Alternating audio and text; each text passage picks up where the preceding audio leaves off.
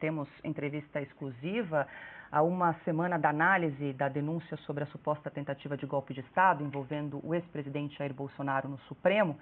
A gente recebe agora o ex-presidente aqui no programa e também vai conversar conosco o deputado federal Eduardo Bolsonaro, que hoje anunciou a licença do mandato parlamentar na Câmara para permanecer nos Estados Unidos. É hora de entrevista em Oeste Sem Filtro.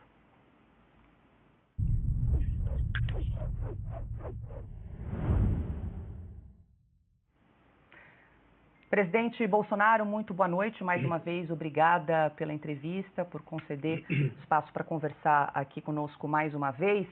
O deputado federal Eduardo Bolsonaro está tentando a conexão aqui para entrar conosco nessa conversa. Presidente, eu queria começar perguntando ao senhor sobre esse assunto que veio à tona do seu filho Eduardo Bolsonaro, que anunciou a permanência nos Estados Unidos. Gostaria de ouvi-lo, se o senhor participou dessa decisão do deputado, como é que foi essa conversa, como é que foi esse bastidor do deputado em permanecer nos Estados Unidos. Primeiro, obrigado a vocês, da Oeste, obrigado pela transmissão ao vivo do episódio do último domingo, lá de Copacabana. É o caso Eduardo Bolsonaro. Ele foi para os Estados Unidos, vai muito para os Estados Unidos, tem um bom ciclo de amizade lá, inclusive com a própria família do presidente. E a gente sempre conversa o que acontece lá e no mundo todo. Ninguém pode negar que ele tem um vasto conhecimento da política mundial, tá? E tem uma preocupação muito grande, colaborar para que o nosso regime aqui atual, né, que está longe de ser uma democracia, volte à sua normalidade. E eu digo, né, eu é quem digo, que nós, no momento, não temos como buscar paz, tranquilidade e democracia internamente. É impossível. Precisamos de ajuda de fora. Eu nada peço ao presidente Trump, eu só tenho uma gratidão muito grande por ele. Enquanto foi presidente, ficamos 2 anos juntos. Foi um relacionamento excepcional. Isso foi revelado por ocasião da sua posse, onde ele convidou apenas 4 chefes de Estado e convidou a mim também. Infelizmente, não tinha nada contra mim, a não ser essas denúncias absurdas que só passam na cabeça de quem beira ser um débil mental, para dizer que houve uma tentativa de golpe no 8 de janeiro do ano passado. Então, a presença dele lá se fez também porque, a partir do momento que o Alexandre de Moraes sempre ia, né? Não sei por quê, se querem caçar o passaporte dele, por que o Alexandre de Moraes tem que decidir? Por que não sorteio? E o Alexandre de Moraes encaminhou ao PGR o pedido de retenção do seu passaporte, que por si só é uma violência, não tem qual motivo para segurar o passaporte do Eduardo Bolsonaro. Qual a acusação? Qual crime ele cometeu? Segundo alguns da esquerda aqui, é um crime de lesa pátria. Né? Lesa pátria são os 37 acordos assinados com a China no final do ano passado. Lula com Xi Jinping. Acordos que ele mantém guardado, apesar de não serem confidenciais, mantém guardado, que entrega de vez a soberania para o Estado chinês. Então, Eduardo, graças aos seus conhecimentos, ele resolveu estar com toda a família lá, permanecer por lá. Vai pedir licença por 4 meses, sem remuneração, e vai fazer aquilo que a sua consciência manda fazer. É buscar maneiras de botar um ponto final nessas covardias, né, que fazem aqui no Brasil, que uma pessoa basicamente faz no Brasil, contra o cidadão de bem. E essa grande covardia são essas prisões por ocasião do 8 de janeiro, onde se condena até 17 anos de cadeia, pessoas que nunca viram uma arma na sua frente, pessoas honestas, trabalhadoras, muitas nem estavam em Brasília, ou nem estavam na região da Praça dos Três Poderes, e simplesmente o enquadramento pesado e condena essas pessoas de 14 e 17 anos de cadeia. E que é uma coisa que choca, né, a gente. Mulheres com filhos pequenos, que dormem e acordam sem ver seus filhos, condenados por uma coisa que nunca passou pela cabeça deles. Eles nem sabem que é golpe de Estado. Tá? Tentativa armada, pessoas nunca viram uma arma na sua frente. Dano a patrimônio, a grande maioria nem entrou lá. Quem porventura entrou, quebrou tem como comprovar, paga. E, por tabela, eu entro também nessas acusações, né, de ser o mentor de tudo isso. É uma coisa que, eu costumo dizer, se eu tenho tanta culpa assim, por que não seguir o devido processo legal? E mais ainda, como diz meus advogados, muito melhor preparados do que eu, né? As provas, o que a Polícia Federal colheu na sua pesca probatória, Fishing Expedition, tá? Não chega ao nosso conhecimento. Nem o meu telefone, o espelhamento do mesmo, chega ao conhecimento do meu advogado. E as informações que ele tem, que nós temos pelas mídias, que os demais advogados também não têm acesso ao processo. Tudo sempre foi confidencial, ou seja, secreto. Então ele ajuda, ele está com parte da imprensa, que dá divulgação a essas narrativas, tem o apoio do presidente Lula, né, de sua equipe, e ele vai levando avante essa proposta dele de buscar aí eliminar a direita do Brasil, que, segundo me consta, né, a minha eliminação da minha liberdade ou física seria o ponto máximo do senhor Alexandre de Moraes. Presidente, deixa eu incluir meus parceiros de bancada aqui nessa conversa. Augusto Nunes. Boa noite, presidente. Muito obrigado pela entrevista. Estamos esperando ainda a conexão com o deputado Flávio Bolsonaro. Eduardo Bolsonaro. Hoje, presidente, depois da decisão do Eduardo anunciada, hoje o Procurador-Geral da República diz que é contrário à apreensão do passaporte. Pela lei em vigor e pouco respeitada pelos ministros do Supremo, um deputado só pode ser punido com a anuência da Câmara, punido pela própria Câmara dos Deputados. Apesar disso, o senhor acha que o Eduardo continua ameaçado, né, pelo desrespeito à lei que existe no Brasil? Augusto, desde quando Alexandre de Moraes respeitou pareceres da Procuradoria-Geral da República? Nunca respeitou. Eu sofri 3 buscas e apreensões. Tá? Na primeira, o PGR foi contrário. Vieram buscar o tal do cartão de vacina. Depois, atrás do meu passaporte. O terceiro foi por tabela. Foi atrás de outro filho meu, inventaram uma história de ABIN paralela. E, acredite, né? O documento de busca e apreensão é onde o Carlos estivesse, todos deveriam ter seus equipamentos, telefones, sei lá o que for, apreendidos. Naquele momento, por coincidência, estava o meu filho senador lá em casa, tinha um deputado federal, o Zuco, do Rio Grande do Sul, e mais alguns. Eles queriam levar o equipamento de todo mundo. Levaram de assessor meu, tá? E, por coincidência, o Carlos nem estava em casa. Ele tinha saído comigo para pescar, estava pernoitando em outro local. Então, pegaram essa oportunidade, fizeram uma busca e apreensão, segundo uma pessoa que estava lá em Mambucaba, né, na minha casa lá, porque eu não estava lá, eu estava no mar. Diz que usaram equipamentos mais modernos e inimagináveis para buscar até rede de esgoto se encontrava alguma coisa. Eles não encontram nada, porque não tem nada, não tem nenhum indício, não tem uma estatal quebrada por minha causa, nunca pegaram dinheiro na cueca, dinheiro em qualquer lugar, conta no exterior, conversa, nada, não tem nada. Eu fiz um trabalho limpo enquanto presidente da República, enquanto é meio comum, né? Ex-autoridade do Executivo ter vários problemas de corrupção, não teve nada, absolutamente nada comigo. Logicamente que o desconforto que eu trouxe para o sistema foi exatamente esse. Montar um ministério técnico, botar gente para comandar estatal e bancos oficiais decentes, honestos e competentes, e deixou-se assaltar o nosso país, que apesar de uma pandemia, apesar de uma guerra lá fora, terminando 22 com 54 bilhões em caixa. As estatais dando lucros bilionários, completamente diferentes do que acontece agora. Até os fundos de pensões, eu tinha conversado com então o presidente dos Correios, né? Estava com crédito em torno de 5 bilhões de reais, conversei com esse caso reeleito, vamos ver se a gente pode pegar parte desse recurso, né? Tá na mão, facilidade tá na mão, seminovos com traz nesse fundo de pensão do Poçado. Bem, acabou não vindo a reeleição, daí os problemas voltaram a todo vapor com o atual presidente. E, pelo que parece, né, o senhor Alexandre de Moraes não quer me ver longe numa possível disputa o ano que vem. Agora, Augusto, olha só, Augusto, você vai vendo os documentos aqui, né, a denúncia, o relatório da PF, o golpe começou no dia 29 de julho de 21, porque eu fiz uma live nesse dia, onde eu mostrei o que era o inquérito 1361 de novembro de 2018.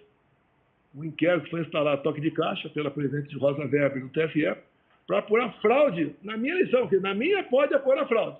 Nas outras, que nós queríamos apurar algumas inconsistências, estão simplesmente arquivadas, né? E tem uma multa em cima da gente também. Eu nunca vi um advogado ser multado por ter peticionado um juiz.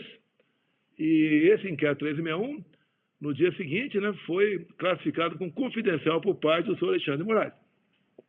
Por que confidencial? Porque tem coisa ali em 3 páginas apenas, sempre digo isso, né? Realmente bastante comprometedores. Eu não posso falar, Augusto, porque se eu falar aqui, vão dizer que eu estou divulgando, né, um inquérito confidencial e posso, talvez meia-noite até hoje, né, tá a Polícia Federal batendo na minha porta aqui para me prender. Se bem que os inquéritos, que dizem a meu respeito, todos confidenciais também, sempre foram vazados. E nesse caso do inquérito 1361, vale a pena uma coisa, né?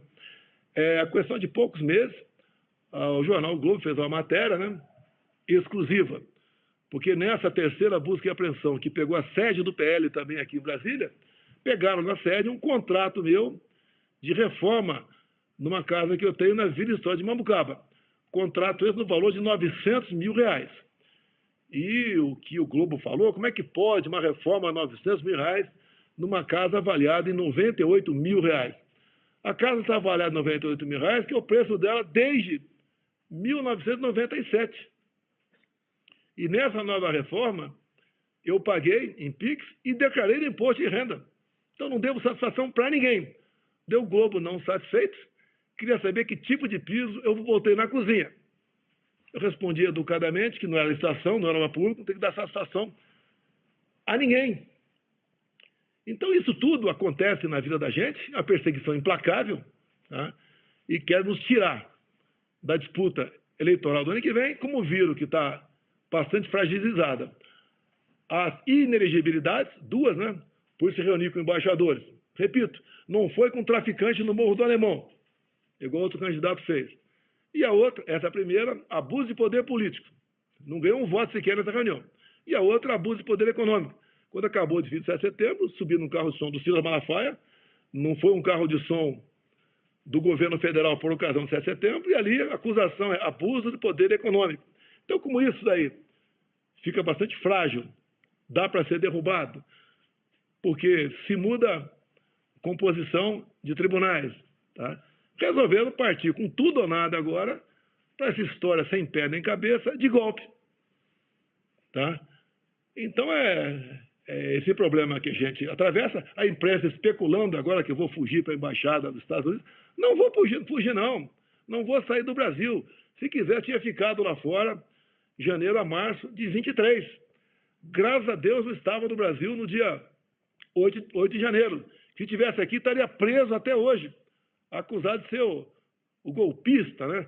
Apesar de ter achado nada nessas peças probatórias, no telefone de ninguém. Aí botam na minha conta ainda um tal de um plano aí, punhal verde e amarelo, um plano bastante infantil, que a pessoa na qual foi pegado no laptop dele esse plano não foi ouvido. Então os caras não interessa ouvir, interessa condenar e tocar para frente. Então a gente vive realmente numa insegurança jurídica do Brasil que justifica até a permanência do Eduardo fora do Brasil. Bolsonaro, presidente, deixa eu reforçar aqui que já são mais de 138 mil telas neste momento. O deputado Eduardo Bolsonaro está finalizando, ajustando a conexão para entrar conosco aqui nessa entrevista. A pergunta agora é de Adalberto Piotto. Presidente, seja bem-vindo. Boa noite ao senhor. O pedido do ministro Alexandre de Moraes à PGR para se manifestar acerca da apreensão do passaporte do deputado Eduardo Bolsonaro foi feito no dia 5 de março. E o ministro deu 5 dias para a PGR, que não se manifestou em 5 dias, foi só hoje, 13 dias depois, digamos, do 5º dia possível para entregar, o que chama a atenção. o deputado manifestou-se um pouco antes da PGR divulgar a sua posição acerca desse assunto.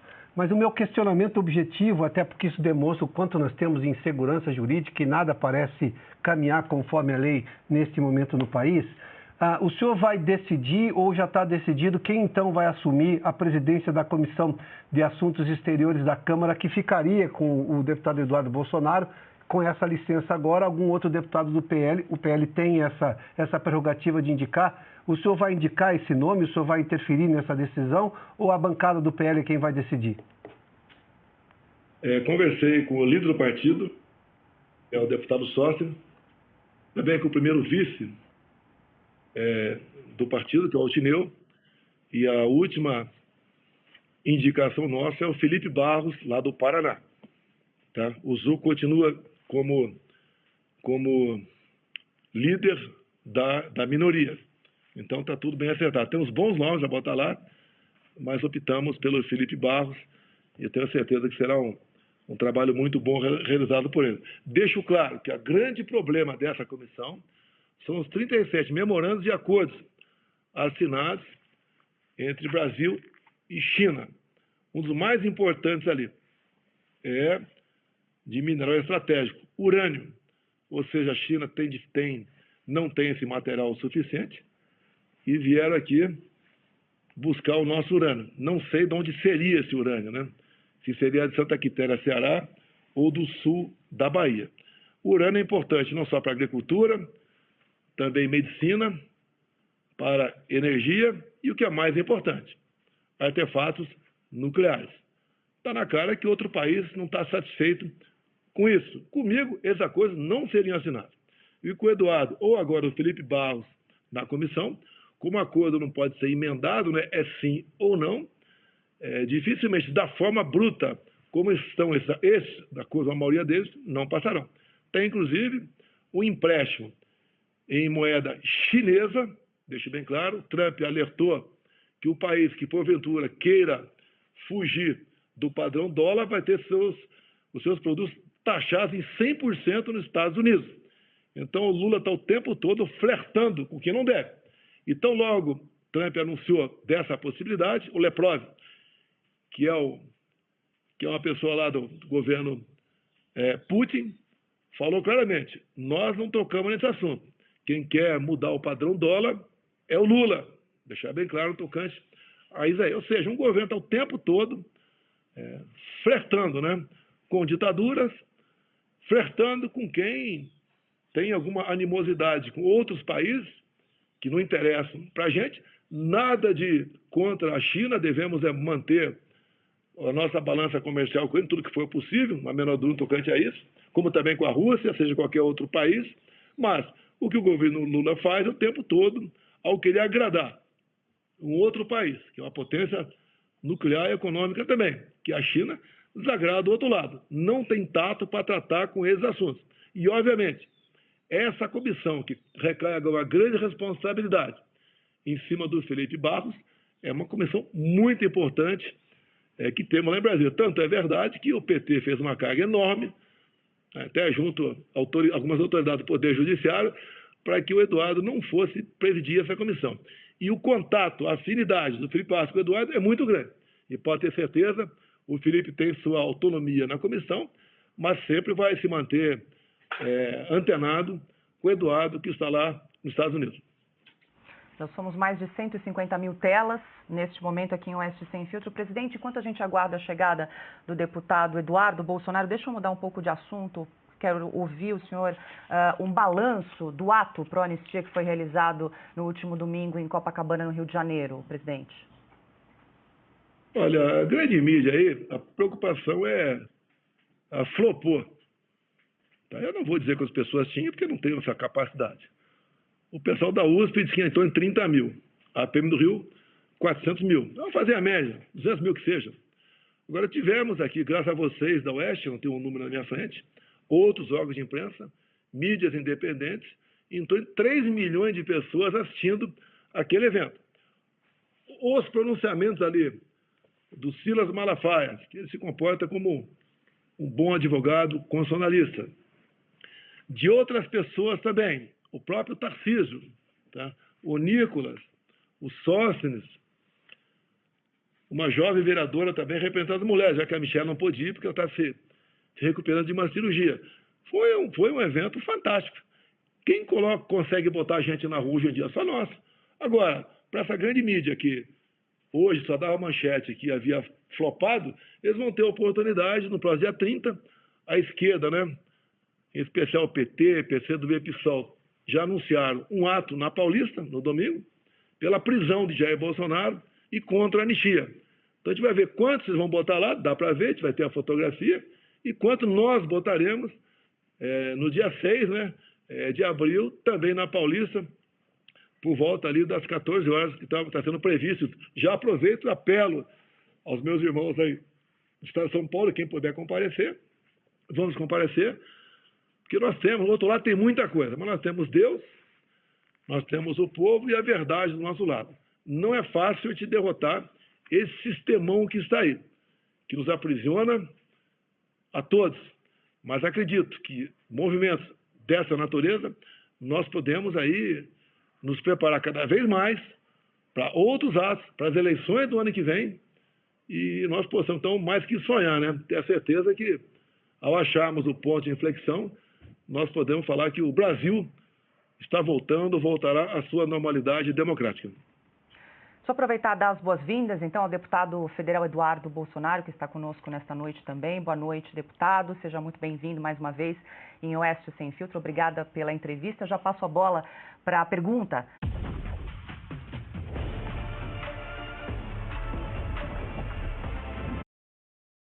Boa noite, presidente Bolsonaro. Boa noite, deputado Eduardo. Bom, mais um dia estranho, né? Na tal democracia do Brasil. Deputado, eu queria colocar na tela uma notícia da PGR, né? Logo que a notícia que o seu passaporte poderia ser apreendido, o Gonê decide descumprir prazo sobre passaporte de Eduardo Bolsonaro. Essa é uma notícia do dia 11.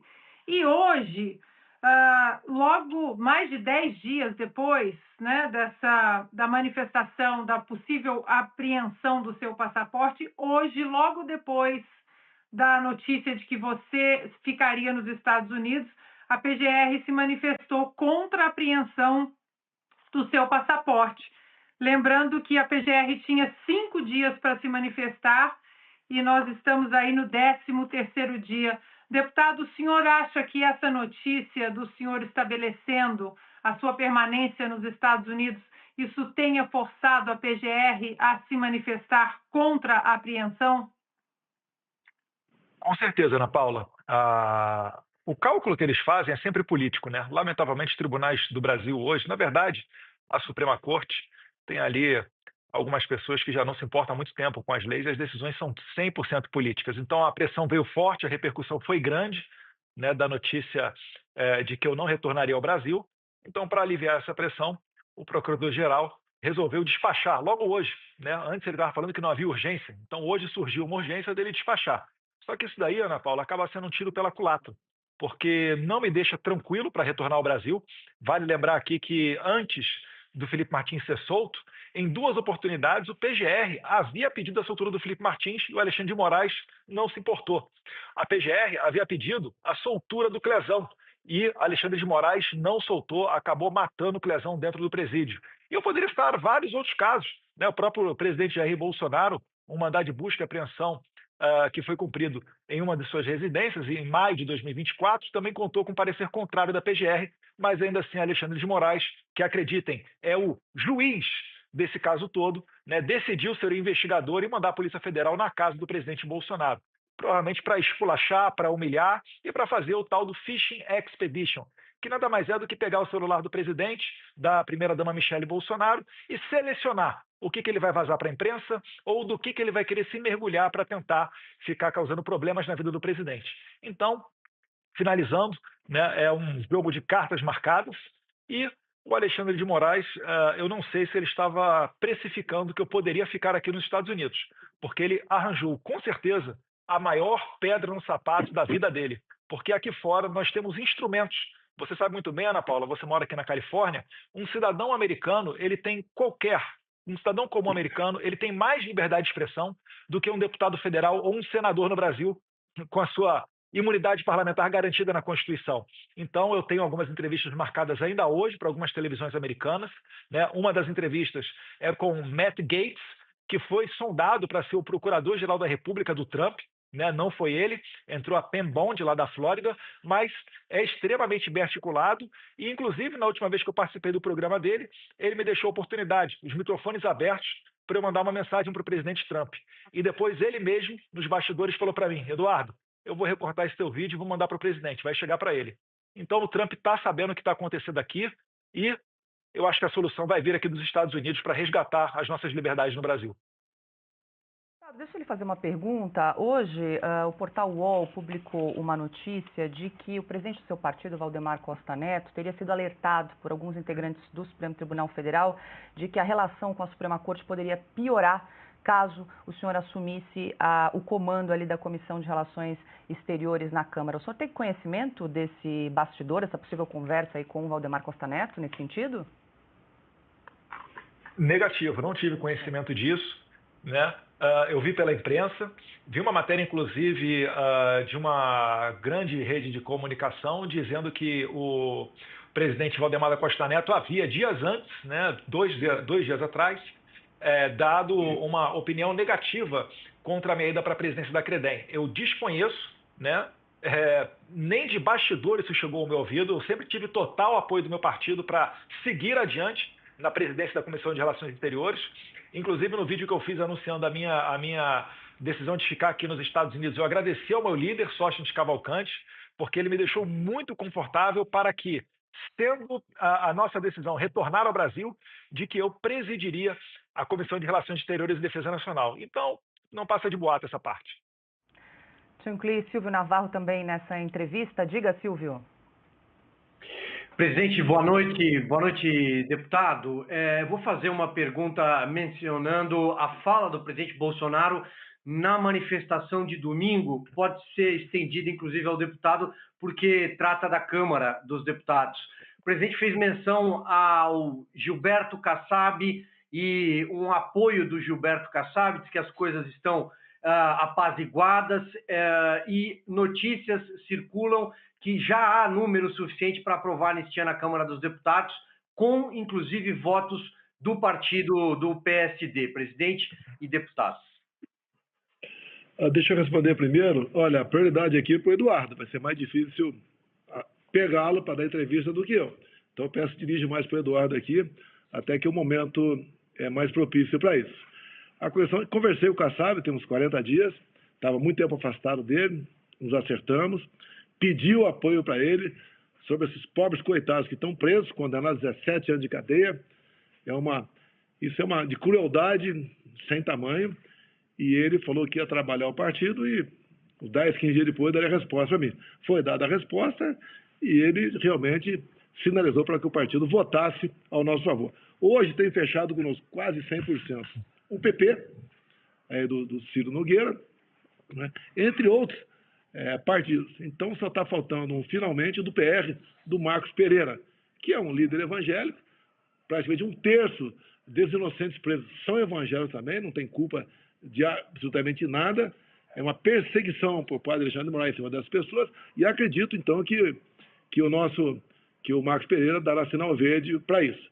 Nós temos, eu entendo que hoje nós temos a maioria, né, se botar em votação, a maioria para aprovarmos o requerimento de urgência. Se bem que a urgência, você precisa de metade qualificada, 257 parlamentares.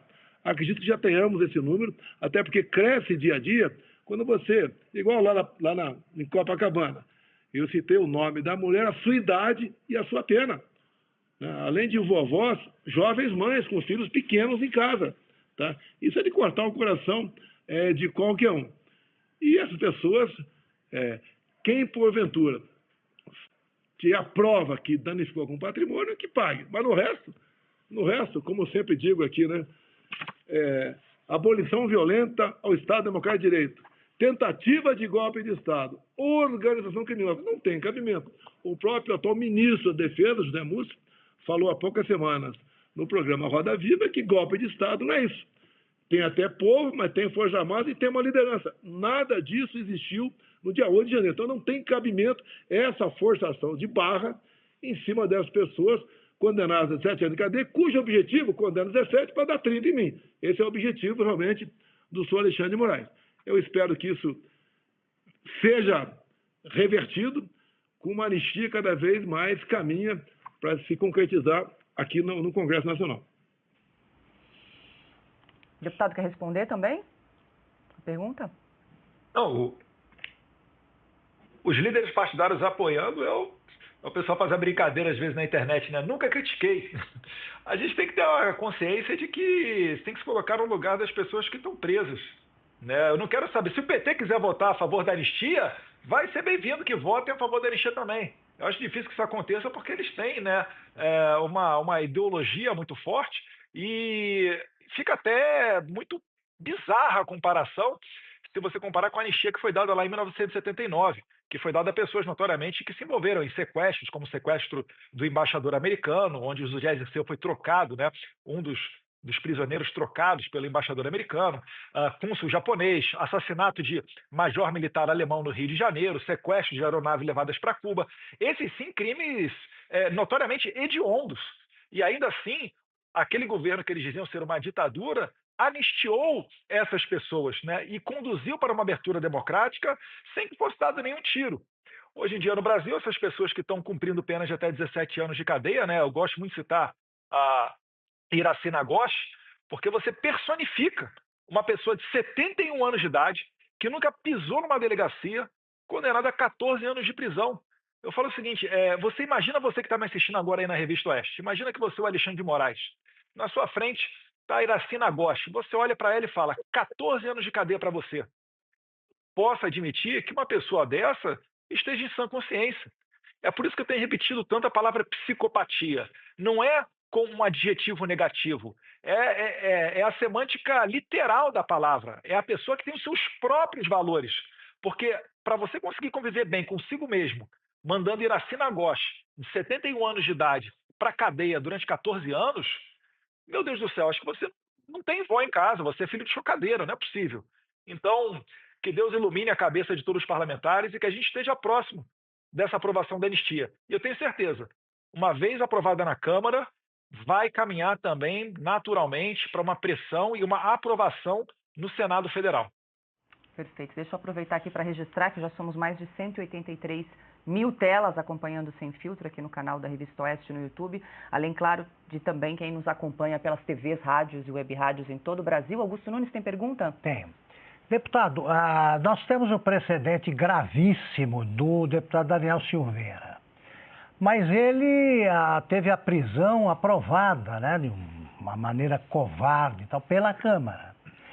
Como é possível aplicar qualquer tipo de punição a um deputado federal no exercício do mandato sem que a Câmara aprove, como no seu caso? Como é que é o clima no Congresso, na Câmara nesse momento? É possível que a Câmara apoie qualquer tipo de medida ilegal contra um deputado agora? Uma boa pergunta, Augusto. Do tempo do Daniel Silveira para cá, né, aqueles fatos ocorridos quando Arthur Lira começou. Isso aqui vai mudar a sua vida. Com apenas 2 borrifadas do bloco número 2... Surpresa. E realmente o que a gente conseguiu ver ali de bastidor, e aí eu resguardo as minhas fontes, né, me reservo esse direito, se é que ainda tem algum direito constitucional de um parlamentar resguardar as suas fontes no Brasil, mas vários foram os deputados que falaram, olha, no pé do ouvido lá no plenário, olha, a gente está votando pela prisão do Daniel Silveira, mas é só para dar um susto, ele vai ficar só uma semana, não vai ser para sempre. E aí, ao que parece, o Alexandre de Moraes tomou gosto em pressionar os parlamentares. Né, teve gente falando que recebeu ordem do seu líder, ordem do seu presidente partidário, que recebeu ligação da Suprema Corte. Só que se a gente parar para ver de lá para cá, né, depois de todos esses anos, ocorreu um desgaste do Alexandre de Moraes a duras penas, né, devido a programas corajosos como os de vocês, que inclusive o Alexandre de Moraes já tentou fechar, conforme noticiou matérias do Glenn Greenwald para a Folha de São Paulo, né, mas isso daí foi dando o senso de quê? De consciência para a população. A população, ela pressiona os parlamentares no sentido contrário. E eu tiro um termômetro a partir da prisão, a manutenção da prisão do deputado Chiquinho Brazão.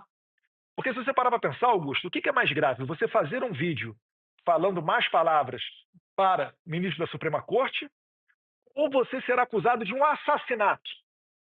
Então você percebe que um deputado ele ficaria muito mais à vontade para mandar para a cadeia uma pessoa acusada de assassinato do que uma pessoa que simplesmente fez um vídeo de mau gosto, vamos assim dizer. No entanto, se você pegar a votação dos deputados federais, eles quase soltaram Chiquinho Brazão. Chiquinho Brazão quase foi solto, foi cerca ali, se não me engano, de uns 20 votos, mais ou menos. Ele não foi liberado naquele momento. Ou seja, eu me arrisco a dizer que se hoje um parlamentar for preso por Alexandre de Moraes, com base nessas questões de preso por postar ou por discursos proferidos da tribuna, eu me arrisco a dizer que hoje o parlamento soltaria esse deputado federal, porque a gente já está chegando numa situação insustentável. Agora, o cenário político ele é tão conturbado que debate-se dentro da Câmara, né, a possibilidade de se inverter essa ordem dos fatos. Ou seja, antes de um ministro mandar prender um deputado, seja necessário, seja condicionante, uma aprovação prévia da Câmara dos Deputados. Então isso aí está em debate. Vamos ver se vai adiante. Eu acho que na atual juristocracia que a gente vive, seria de bom grado essa garantia aos parlamentares. Adalberto Piotto. Deputado, boa noite ao senhor, seja bem-vindo. Eu vou voltar só ao tema da manifestação hoje do Procurador-Geral da República. Ele foi comunicado pelo ministro Alexandre de Moraes no dia 5 de março. Se manifestou hoje, dia 18. Tinha 5 dias para dar resposta. Decidiu descumprir um prazo e atrasou, digamos, do prazo final, do 5º dia que ele tinha que dar a resposta, outros 13 dias. É absolutamente incomum. E conseguiu fazer isso logo depois da sua manifestação, do senhor ter se dado esse autoexílio nos Estados Unidos, porque é exatamente essa a imagem. Eu preciso perguntar ao senhor, a Câmara não vai se manifestar? O presidente da Câmara institucionalmente não deveria se manifestar? Me refiro aqui ao Hugo Mota, porque no dia da posse dele, ele ergueu a Constituição num gesto associado, obviamente, à imagem de Ulisses Guimarães. Eu tenho para mim, conhecendo um pouco da história, que Ulisses jamais permitiria que sequer a Corte Suprema começasse a se manifestar sobre a possibilidade de cassar o passaporte de um deputado que não tem absolutamente nada contra ele, nada provado, nada comprovado, nenhum processo, inclusive, para simplesmente perder esse deputado que seria, então, o presidente da Comissão de Assuntos Exteriores da Câmara. O deputado Hugo Mota, de forma objetiva, conversou com o senhor, porque é uma afronta ao parlamento, não é só ao senhor. O senhor seria a vítima se houvesse essa apreensão. Mas é uma afronta à Câmara dos Deputados. Eu acredito que sim. Eu tive conversas rápidas com o presidente Hugo Mota. Eu sou muito grato a ele pela retidão e hombridade com relação às presidências das comissões. Ele não cedeu a pressão nenhuma, né? Agora, a gente também tem que entender que ele não está lutando contra uma pessoa qualquer. O Alexandre, a gente já teve no passado, né? O caso do Eduardo Cunha foi afastado da presidência da Câmara dos Deputados. A gente já tem deputado que está condenado a quase 9 anos de cadeia por falar. Então, existe todo um ambiente que não é propício para esse tipo de manifestação. É claro, né, se o presidente Hugo Mota se sentir à vontade, é claro que eu vou gostar de uma declaração dessa em defesa, né, dos parlamentares e do seu direito de falar. Só que a área de atuação dele é dentro da Câmara dos Deputados. Se eu poderia dar uma humilde sugestão ao presidente, seria chamar num canto esses deputados do PT, do PSOL, né, ou do PSB também, que a todo momento leva o que acontece dentro da Câmara para os tribunais.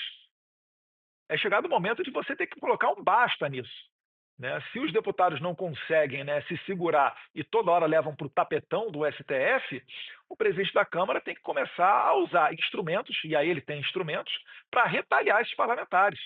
Ou a gente é maduro o suficiente para resolver os assuntos da Câmara dos Deputados dentro da Câmara, ou a todo momento a gente vai ficar de joelhos para a Suprema Corte. Então, eu acredito que o presidente Hugo Mota está começando o seu mandato, ele externou a preocupação com relação a essa questão toda, né? Talvez não publicamente, mas eu tenho muita esperança de que ele vai fazer, sim, um bom trabalho e preservar e garantir a imunidade parlamentar e os demais direitos, né, para o bem exercício de um mandato. Porque se a gente não puder falar, a gente está lá para quê? Né? Se nem sequer falar a gente pode. Então vamos aguardar aí as cenas dos próximos capítulos e eu acho que caberia fazer uma indagação dessa ao presidente Hugo Mota, talvez. Deixa eu passar a palavra aqui para Ana Paula Henkel, mais uma pergunta e registrar aqui que já ultrapassamos as 196 mil telas, agora 18 horas e 44 minutos aqui em Oeste Sem Filtro.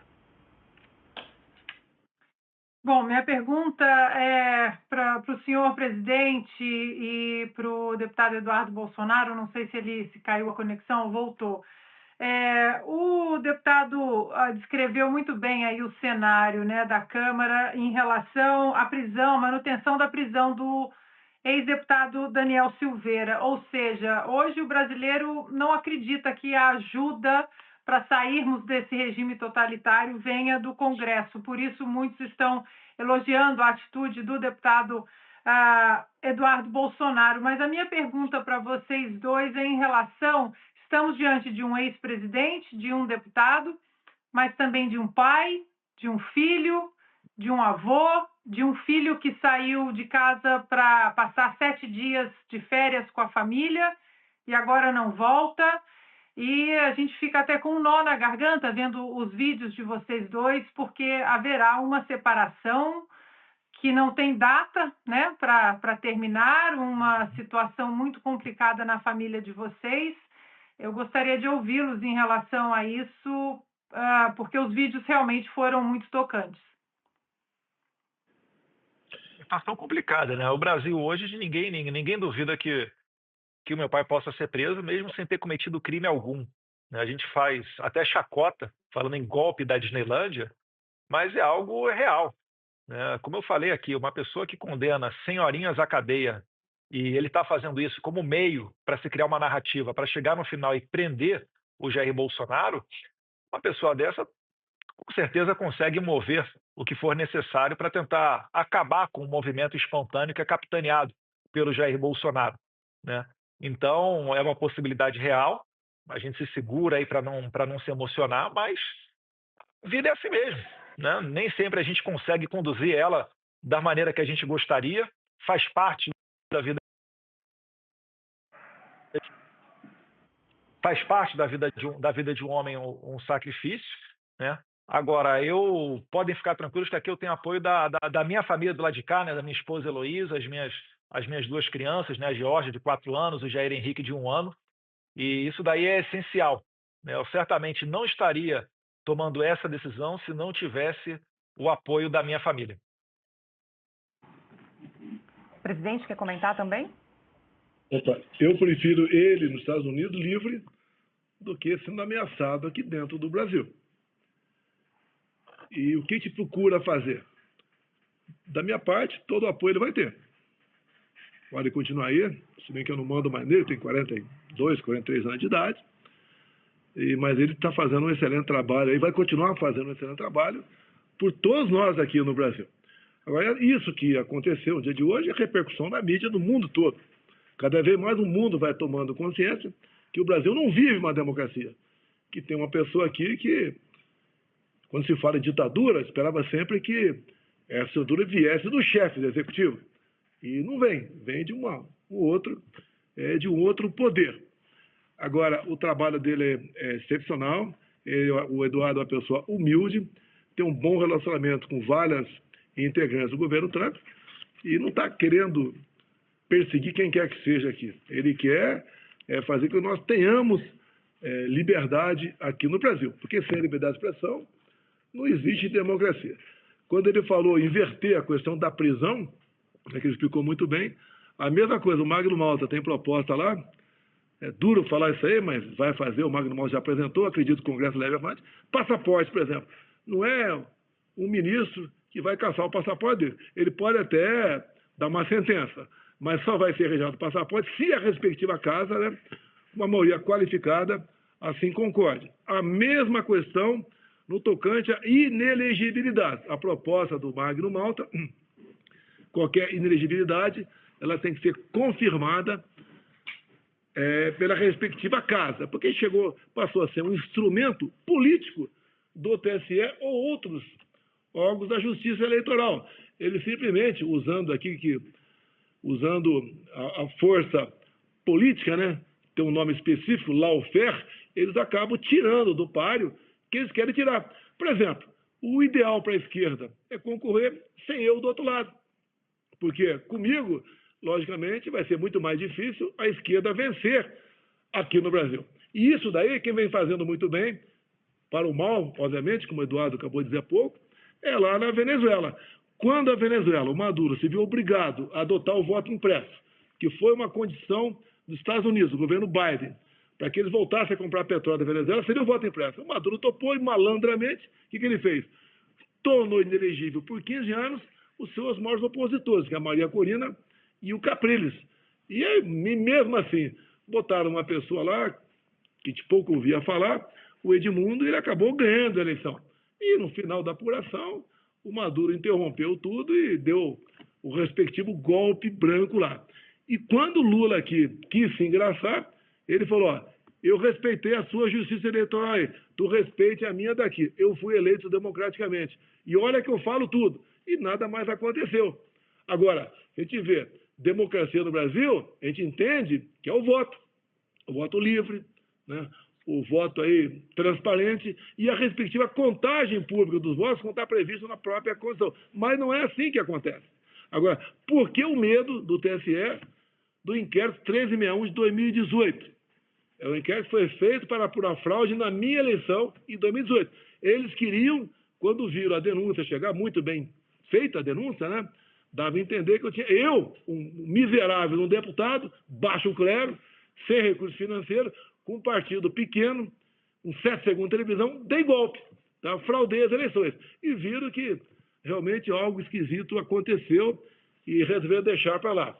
E esse inquérito, então, no meu entender, é a chave, né? É aquilo que vai desvendar a nossa justiça eleitoral. Eu gostaria muito que o senhor Alexandre de Moraes tá, suspendesse o sigilo desse inquérito para que a gente pudesse discuti-lo, né? Afinal de contas, é bem fácil discuti-lo. São 3 páginas, meia dúzia de linha em cada página, que nós aqui possamos, então, entender como são as eleições no meu Brasil.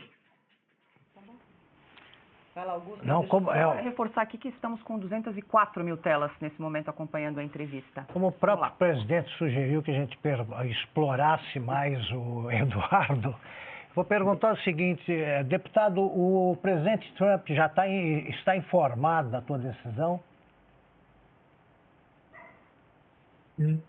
Não tem como afirmar isso, Augusto.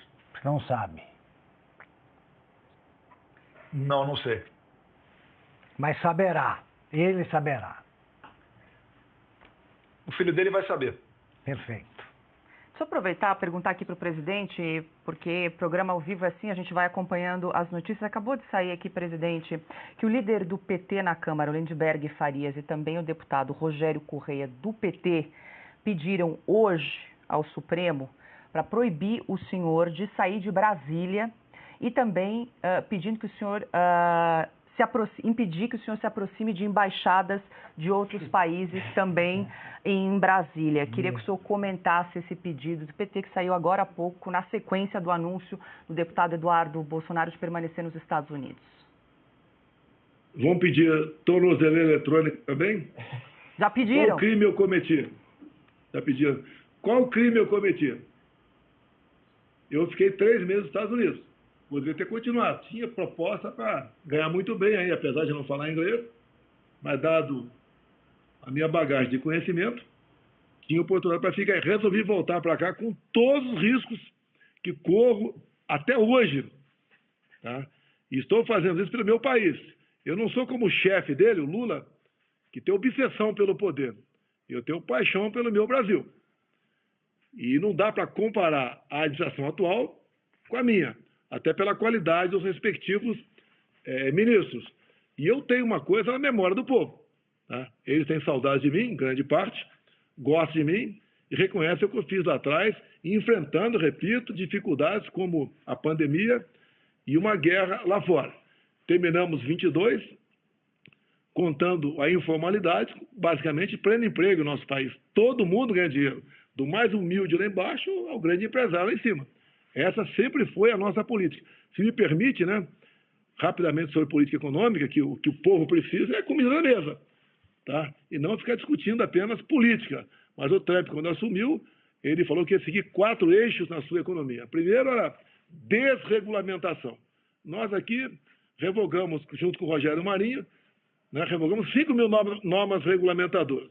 E depois ele falou em desburocratização. Também com a equipe do Paulo Guedes, nós transformamos na parte governamental o Brasil o segundo país mais digital do mundo. Depois o Trump falou em diminuir a carga tributária, inclusive para os super ricos. Aqui é o contrário. Ele quer taxar, de preferência, quem está investindo. Esse capital acaba indo embora. Nós aqui, na diminuição da carga tributária, o exemplo foi claro. Com o apoio do Lira, o presidente da Câmara, nós zeramos impostos federais dos combustíveis e botamos um teto do ICMS dos combustíveis também, entre tantas e tantas outras coisas. E a última, do Trump, ele falou a questão de energia. Vai explorar petróleo nos Estados Unidos, em reservas indígenas, e a de proteção ambiental também, aqui no Brasil. Tá? Nós aqui acertamos a questão de energia de Santa Quitéria, junto com o ministro Saxida, na época, Santa Quitéria, para que possamos explorar, então, urânio naquela região. Também para o Vale do Jequitinhonha, de Minas Gerais, nós acertamos aqui a exploração de lítio para aquela região. Também, na região lá da foz do Rio Madeira, começamos as nossas tratativas, íamos buscar alternativa para explorarmos, tá? Fertilizantes que têm abundância. Não precisamos ficar reféns de outros países ou dependentes de outros países, como, por exemplo, da Rússia. Ou seja, estava no caminho certo aqui. Logicamente, eu entendo o meu tamanho, o tamanho do Brasil perto do Trump. A economia americana é 14 vezes maior do que a nossa. Não é igual um boquiroto falou há pouco aí, o Trump governa lá e eu governo aqui. Estamos aguardando, o Trump está aguardando ele resolver a guerra da Ucrânia tomando cerveja. Tá certo? Com a cervejinha, com o Putin e com o Zelensky. Ou seja, o nosso país tem tudo para dar certo. Aí precisa, sim, não é o povo escolher bem, que acredito que o povo, na maioria das vezes, escolhe bem. Devemos ter outros mecanismos para que se evite qualquer possibilidade dos maus voltarem ao poder. Pergunta agora a Diana Paula Henkel. Bom, na verdade, presidente e deputado, nós ficamos aqui, né? Programa ao vivo é assim. Acabou de sair aqui a notícia que o ministro Alexandre de Moraes arquivou, deputado, o pedido de apreensão do seu passaporte. Ou seja, é inacreditável, né? Como eles só entendem a pressão e parece que a pressão de fora, acho que eles entenderam a magnitude da lei Magnitsky, por exemplo, o projeto de lei que já vai passar provavelmente na Câmara sobre a lei sem censores na nossa costa, do deputado Darrell Issa, aqui de San Diego, pertinho de mim. Inclusive, deputado, eu liguei para o gabinete dele assim que eu soube da sua declaração de que ficaria nos Estados Unidos. Eu liguei para o gabinete do deputado perguntando se ele já sabia disso. Ele não sabia disso e os assessores disseram que iam passar a notícia para ele.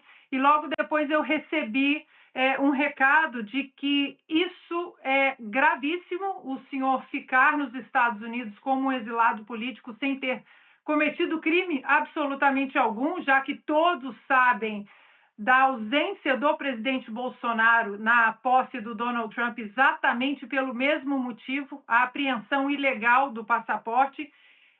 E o que eu ouvi, deputado, foi que, inclusive, isso que aconteceu com o senhor pode acelerar a votação da lei sem censores em nossa costa.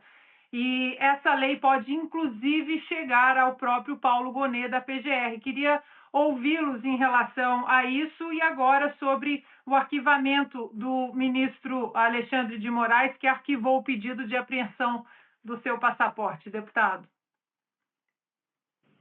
O Alexandre de Moraes ele é um ditador muito sarcasmo, né? Ele deve estar se deleitando agora com essa situação, mas também o lado racional dele deve ter ligado o alerta. Fica tranquilo, Alexandre de Moraes. Vamos ver quem vai rir por último nessa história toda, né? Semana passada eu estava dentro da Casa Branca numa reunião Obviamente não vou falar o teor dela ou qual autoridade que a gente se reuniu, mas existem desdobramentos dos próximos passos disso tudo. E, paralelamente, como você bem falou aí, Ana Paula, né, tá indo adiante o projeto do No Censor on Our Shores Act, que vai culminar pegando o visto do Alexandre de Moraes. É que nesse ponto acho que o visto é muito pouco perto do que a gente tem sobre a mesa, né? Você sabe também tem o caso do Felipe Martins. Eu acho difícil você não imaginar que estejam envolvidas autoridades brasileiras. Então eu estou vendo um futuro muito negativo, não só para o Alexandre de Moraes, mas também para o Fábio Shor e todos aqueles policiais federais que dizem que só estão cumprindo ordens, né? Isso me lembra muito o julgamento no Tribunal de Nuremberg depois da Segunda Guerra Mundial, onde todo nazista da Gestapo dizia que só estava seguindo ordens, né? Mas até onde vai a sua ordem? Por que é que você está prestando um concurso da Polícia Federal? É para você prestar um trabalho para a sociedade, enquanto servidor público, ou é para seguir ordens ditatoriais de uma pessoa? É só mandar de busca e apreensão, ninguém vai morrer por conta disso? Tem certeza? E se daqui a pouco mandarem você puxar o gatilho, você vai puxar? Se mandarem você não permitir que certas pessoas saiam do país, você também vai cumprir isso? Então isso daí, na verdade, é uma escalada progressiva da ditadura. E a gente só tem como reagir daqui de fora. Então, se antes eu necessitava de uma missão oficial para sair do... Se antes eu necessitava de uma autorização especial, né, de uma autorização do presidente da casa, para poder me ausentar do Congresso Nacional para vir aos Estados Unidos, hoje em dia eu não preciso mais disso. Eu estou hoje mesmo trabalhando. Essa semana que vem já saem outras reuniões para a gente levar mais adiante ainda tudo isso. Eu acho que vai haver, né, audiências públicas dentro do Congresso, talvez até audiências públicas dentro da Casa Branca, envolvimento talvez da porta-voz, né, a Caroline Leviat, lá do Trump, que tem feito um trabalho sensacional. Quem sabe ela receba perguntas da imprensa. E cada vez mais o Alexandre de Moraes ele vai ficar famoso aqui nos Estados Unidos. Eu acho que dificilmente ele vai conseguir escapar dessas sanções, seja do visto, seja de uma sanção que venha pela lei Magnitsky, né, que é dada aos abusadores e violadores de direitos humanos. E isso daí, para que as pessoas entendam, é a chamada morte financeira da pessoa, é a pena de morte financeira. Ou seja, o Alexandre de Moraes ele não vai conseguir ter sequer um cartão Visa ou um cartão Mastercard para comprar uma blusinha da Shein, que venha lá da China. Esse provavelmente vai ser o futuro do Alexandre de Moraes. E, deputado, diante desse arquivamento, o senhor considera voltar ao Brasil ou não? Agora vai ficar nos Estados Unidos e dar sequência à denúncia de tudo que está acontecendo no Brasil? Não tem a mínima possibilidade de voltar ao Brasil. O Brasil já não é mais um local seguro para você fazer oposição, né? Um local que você não tem liberdade de expressão. E o Alexandre de Moraes, como a gente sabe, ele é... O que vem depois de 100 anos? Brasil e Nápoles. Grande final no Brasileirão. O começo. Sendo contra a apreensão do passaporte, e eu já até achava, né? Talvez fosse demorar até amanhã, o Alexandre de Moraes colocou hoje para arquivar essa questão toda, mas eu acho que foi um grande tiro no pé deles, né? Porque eu estou tendo muito apoio aqui nos Estados Unidos, está ocorrendo uma comoção, está chegando aqui no exterior, estou subindo meu vídeo aqui agora falando em inglês, o mesmo recado que eu passei hoje de manhã em português, e começar a mandar aqui para as autoridades americanas. Eu tenho certeza que haverá uma sensibilização, uma mobilização, porque eu já há muito tempo ando aqui nos Estados Unidos, né? Já fui a vários CPECs, que é o maior encontro de conservadores do mundo, já falei com o presidente Trump, já tive outras oportunidades com o Don Jr., vários.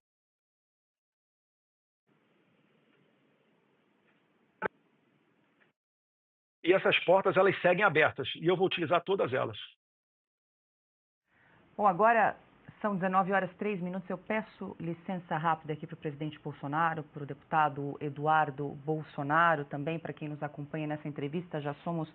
Ultrapassamos as 200 mil telas nesta terça-feira para explicar a importância da Revista Oeste. Programas como esse, entrevistas como essa, ocorrem graças à assinatura dos nossos assinantes que prestigiam a nossa revista digital, o nosso jornalismo independente. Vou aproveitar e pedir para a gente exibir um vídeo da nossa campanha de assinatura. 8 de janeiro de 2023. Clérison da Cunha, conhecido como Clezão, foi preso durante atos de protesto em Brasília, promovidos por brasileiros inconformados com o desfecho da eleição presidencial. Durante meses, laudos médicos enviados ao STF pelo advogado de Clezão alertaram o ministro Alexandre de Moraes para os graves problemas de saúde do prisioneiro. O magistrado nem sequer apreciou o parecer da Procuradoria-Geral da República, que pediu a liberdade condicional do enfermo para permitir-lhe que recebesse em casa tratamento médico adequado. Em 20 de novembro de 2023, Clérison da Cunha morreu na penitenciária da Papuda.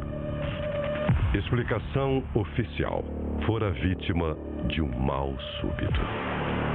Alguns meios de comunicação esconderam a notícia em cantos de página. Os demais ignoraram o assunto. Para quem tenta saber o que acontece recorrendo ao jornalismo estatizado, Clezão não morreu. Pior, nunca existiu.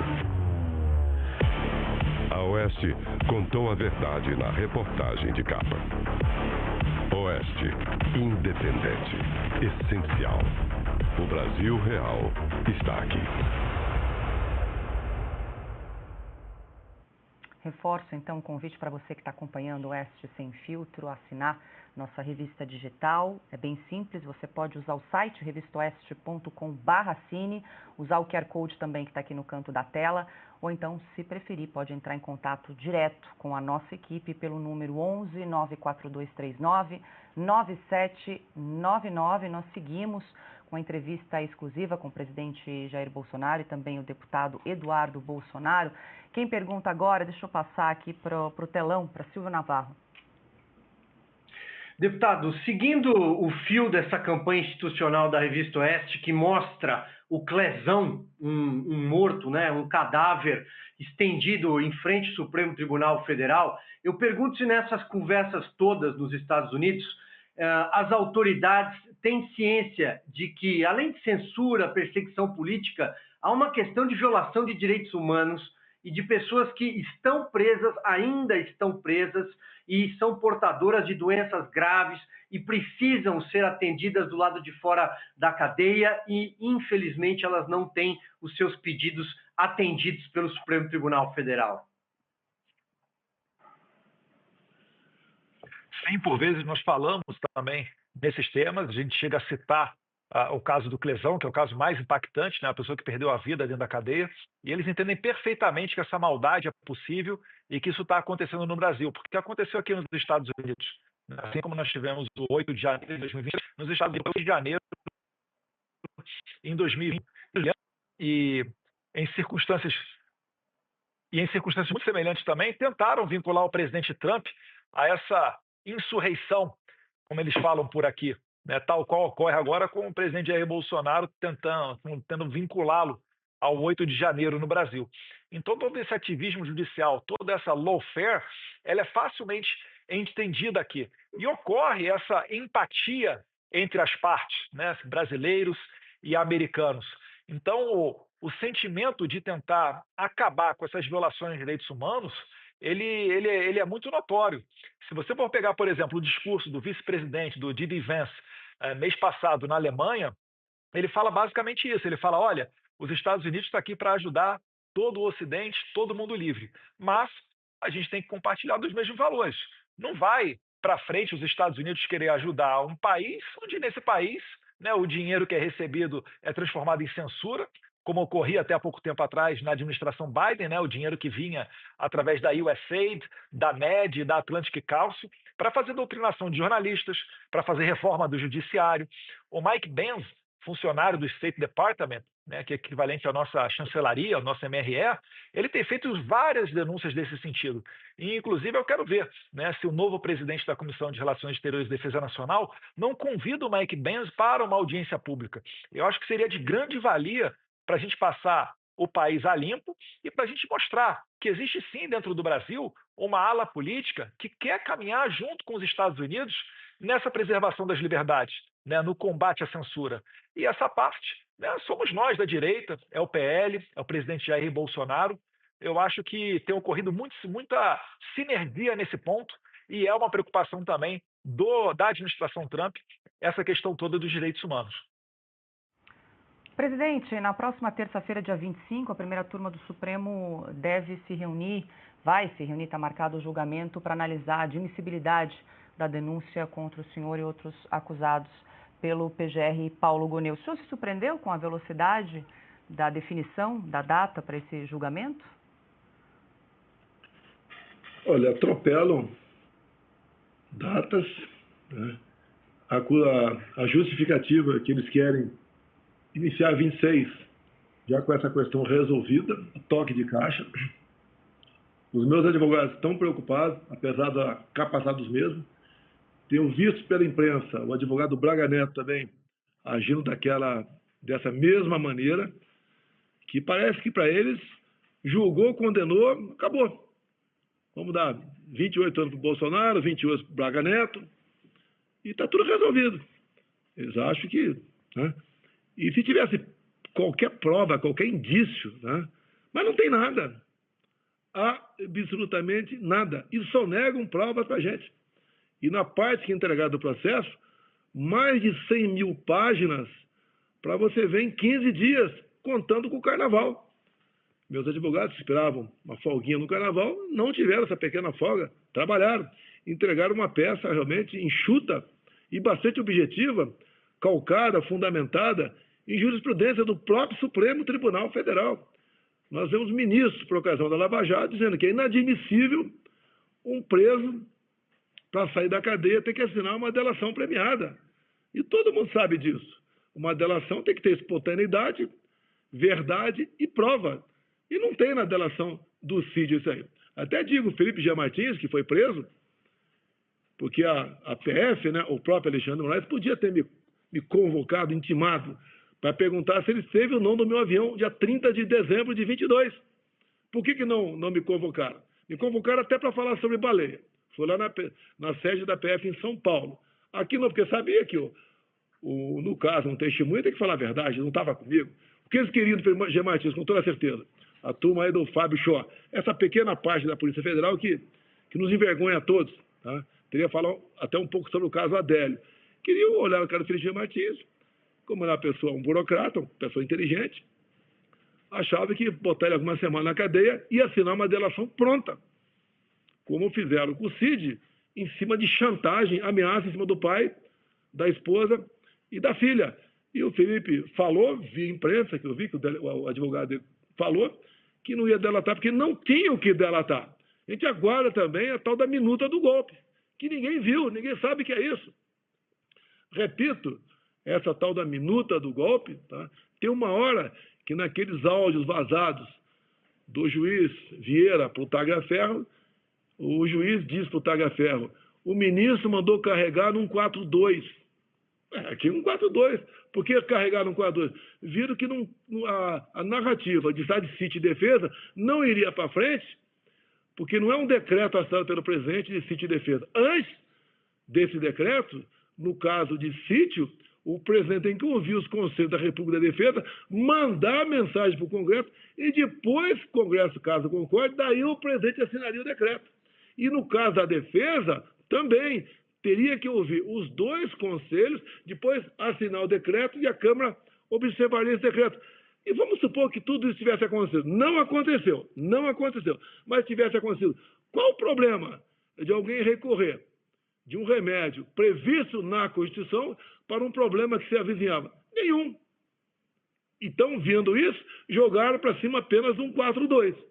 Também não existiu, porque eu conversei, sim, com algumas autoridades, a possibilidade de um dispositivo constitucional, como declarou o próprio comandante do Exército, para tratar do assunto. Afinal de contas, não é justo um advogado partidário pensionado TSE receber uma multa de 22 milhões de reais. E isso é que fez a gente procurar outra alternativa. A gente não podia entrar com recurso em cima disso. Por quê? A multa poderia passar para 200 milhões. A multa poderia ser cassação do registro do partido. A gente ia fazer o quê? Não ia poder fazer nada. Sabiamente, conversando ali, vamos ficar quietos. Repito, conversei sim de hipóteses de dispositivos constitucionais. Qual o problema no tocante a isso?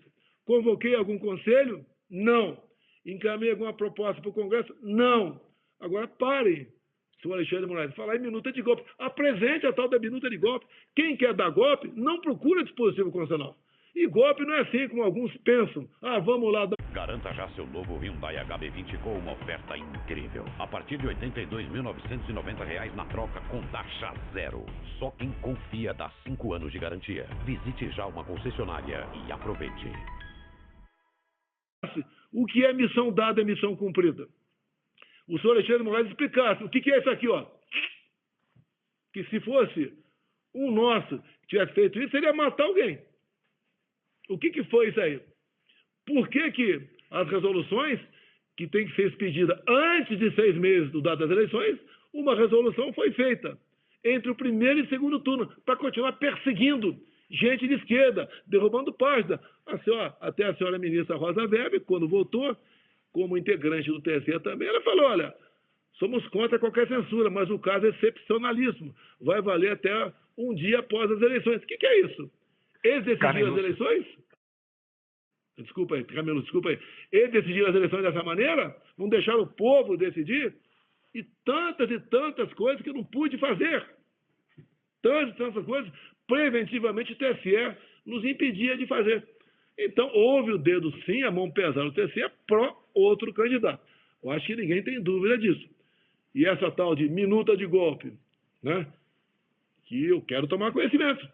Meus advogados estão pedindo, não conseguiram. E mais ainda, eu peço aqui atenção especial, né? O que é uma delação premiada? Ela é filmada por lei, desde a qualificação do delator até o encerramento das oitivas daquele dia. Nós queremos as oitivas na íntegra. Por quê? O áudio vazado, tá? Daqueles 6 GB, pelo Green Cloud, tá? Junto à Folha de São Paulo.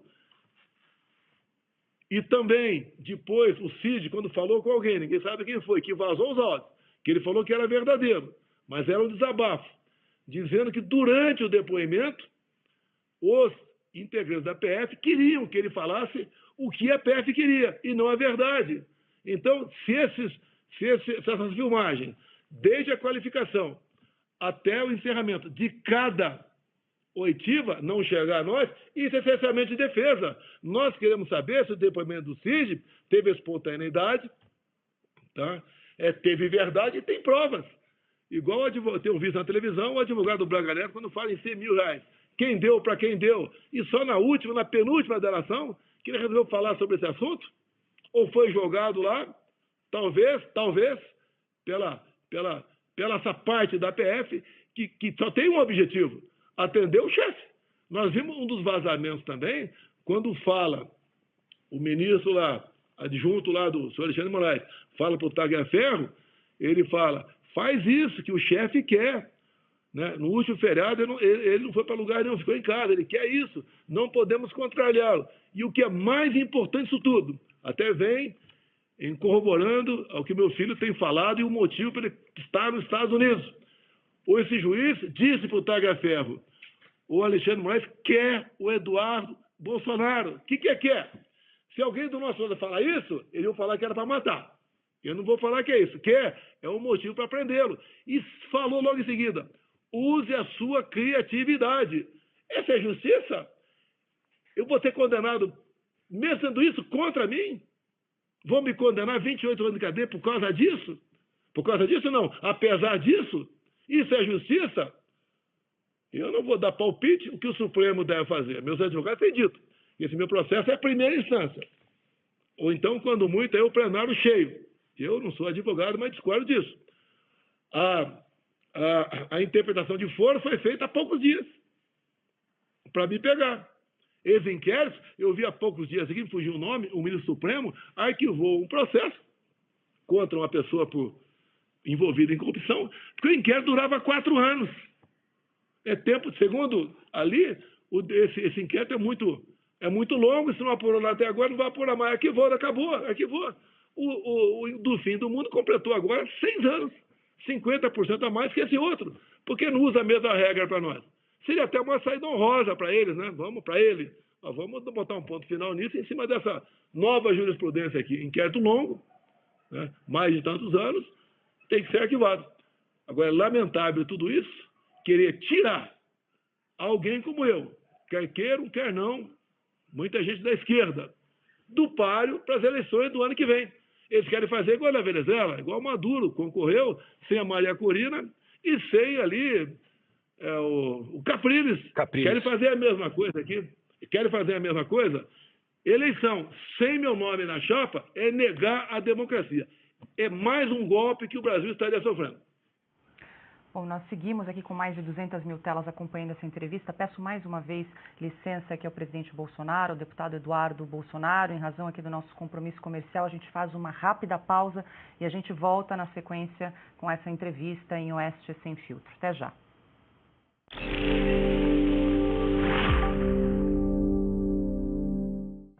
Atenção, você que está cansado de tomar vários comprimidos por dia, como magnésio, cúrcuma, creatina, colágeno e outros. Você que sente dores nas articulações, tem artrite, artrose, reumatismo, fibromialgia, dores nas pernas, na coluna, esse recado é para você. É isso aí, Caut. Isso mesmo. A Vitae Gold inovou mais uma vez e trouxe o Vitae 7.1, desenvolvido especialmente para você que tem mais de 50 anos, que é uma forma revolucionária que une os 7 produtos com estudos científicos e que são os mais receitados atualmente. Então isso daqui, ó, você não precisa mais, tá bom?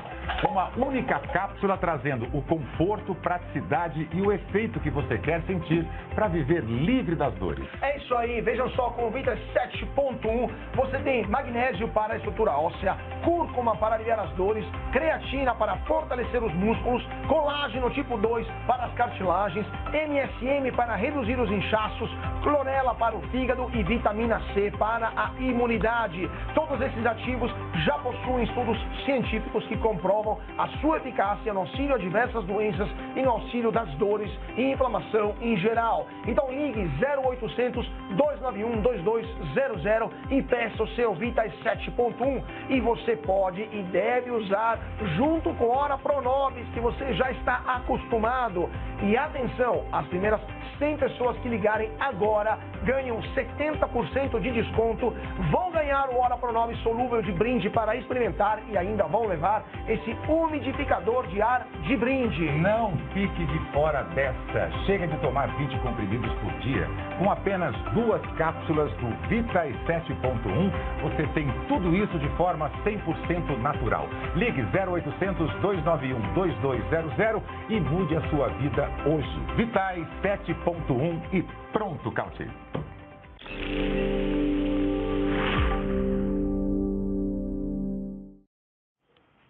Estamos de volta ao vivo em Oeste Sem Filtro, com a entrevista exclusiva com o presidente Jair Bolsonaro e também com o deputado federal Eduardo Bolsonaro.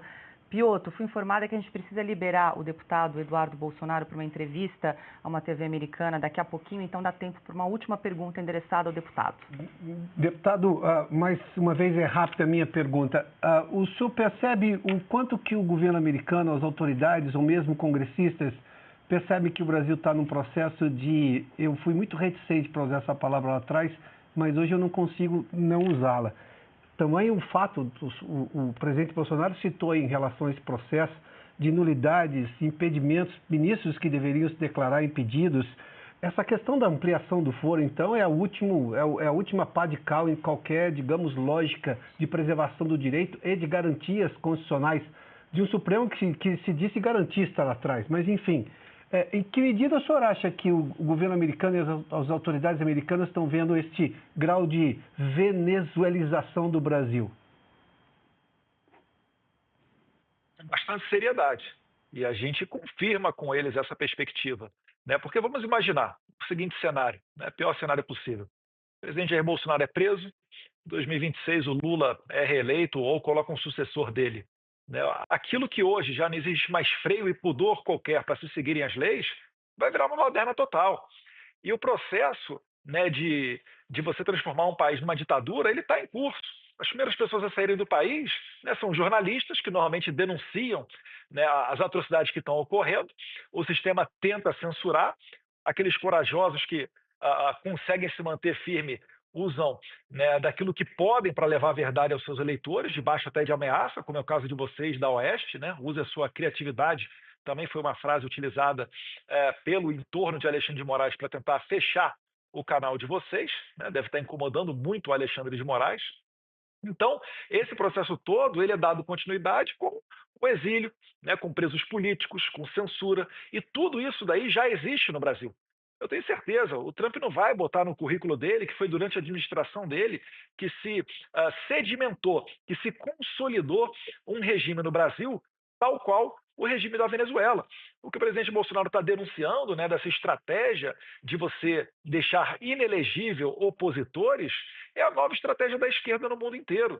Porque eles já viram que prender é muito feio, né? Fica muito na cara a intenção ditatorial. É muito coisa de república de banana. Então, como eles aprenderam isso na Nicarágua, onde o Ortega prendeu 7 dos seus rivais presidenciáveis antes da eleição, e vejam só, né, sagrou-se reeleito, inclusive tendo recebido parabéns do PT, também tem o caso da Bolívia, né? A senadora Janine Áñez, que foi presidente interina da Bolívia, hoje em dia está presa, acusada de atos antidemocráticos.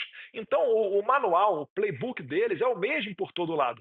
O americano sabe disso, eles sabem que eles são uma inspiração, né? O farol da liberdade, eles têm muito discernimento para não interferir em outros países, mas também, né, existe a cultura americana de exportar a liberdade, exportar a democracia.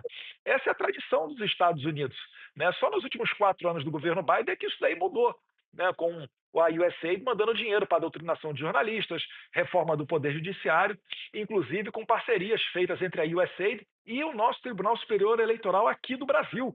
Isso daí merece uma investigação, porque muitas pessoas perguntaram para o Tribunal Superior Eleitoral sobre esse envolvimento e não tiveram respostas nenhuma, seja através de lei de acesso à informação, seja através de tweets, né, aproveitando a oportunidade que o TSE é ativo nas redes sociais, e a resposta foi um silêncio sepulcral.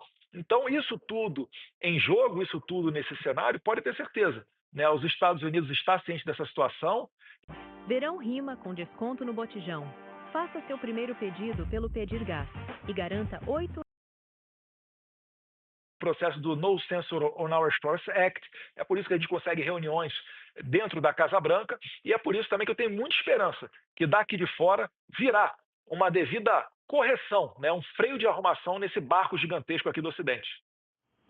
Preciso liberar o deputado Eduardo Bolsonaro. Deputado, mais uma vez, obrigada pela gentileza de conceder essa entrevista aqui para o Oeste Sem Filtro. Uma boa noite para o senhor, até uma próxima. Boa noite a todos vocês. Deus quiser, até uma próxima oportunidade com ventos melhores aí soprando na proa do nosso navio. Bom, agora são 19 horas e 26 minutos. Presidente, dá tempo para uma última pergunta. Vou passar para a Ana Paula Henkel. Presidente, ali na troca de poder, né, o senhor deu uma coletiva, ainda como presidente da República, um vídeo que ficou famoso, eternizado. O senhor disse, eles vão sentir saudade da gente. O que passava na cabeça do senhor? O senhor pensava na questão econômica com o ministro Paulo Guedes ou com o ministro Tarcísio da Infraestrutura, que fez um belíssimo trabalho? O senhor imaginou que chegaríamos a esse ponto da Constituição estar sendo violada diariamente, o Judiciário, o Supremo Tribunal Federal ter se tornado um tribunal político? O senhor imaginou que chegaríamos a esse ponto? Se você comparar o meu time de ministros com o do Lula, você cai para trás. Eu sabia que essa turma toda ia voltar. Um exemplo simples. Lá atrás assaltaram o Postales, fundo de pensão dos Correios.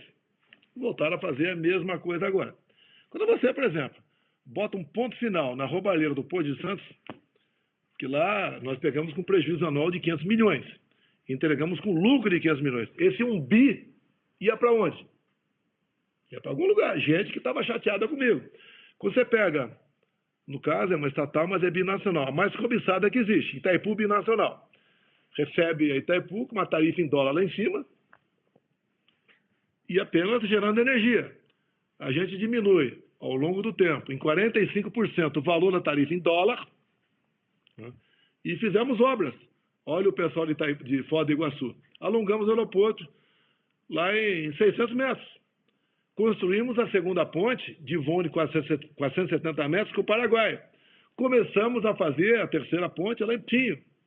A pedido do governador do Paraná, um excelente governador, Ratinho Júnior, nós asfaltamos a Transboiadeira, ali na região, 43 quilômetros. Atendemos com pequenas obras de infra em torno de 50 municípios ao redor da bacia lá de Foz do Iguaçu. O Jorge Seif, nosso secretário da Pesca, que agora é senador, começou a trabalhar junto ao governo paraguaio, como dependia deles também, nós aqui praticarmos a piscicultura no Lago de Itaipu. A previsão atualizada, né, seria de nós aumentarmos em 20% a produção de pescado aqui no Brasil. Ou seja, isso tudo, quem lá desviava recurso, né, não quer a gente lá, não queria mais ainda a presença. Tanto é que agora, o que Itaipu Binacional fez agora? Destinou 1 bilhão e 300 milhões de reais para a COP30. Basicamente, obras de desassoreamento.